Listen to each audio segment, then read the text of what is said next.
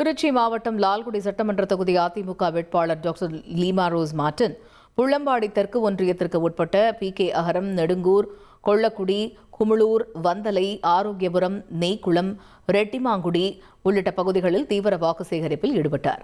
திறந்த வாகனத்தில் சென்ற அவர் பின்னர் நடந்து சென்று பொதுமக்களை சந்தித்து இரட்டை இலை சின்னத்திற்கு ஆதரவு கோரினார். அப்பொழுது பெண்கள் மலர் தூவி ஆரத்தி எடுத்து பூரணகும்ப மரியாதையுடன் உற்சாக வரவேற்பு அளித்தனர். தொடர்ந்து பேசிய அவர், இப்பகுதியில் தொழிற்சாலை அமைத்து இளைஞர்களுக்கு வேலைவாய்ப்பு ஏற்படுத்துவேன் என்றும் மக்கள் கோரிக்கைகளை நிறைவேற்ற நடவடிக்கை எடுப்பேன் என்றும் தெரிவித்தார்.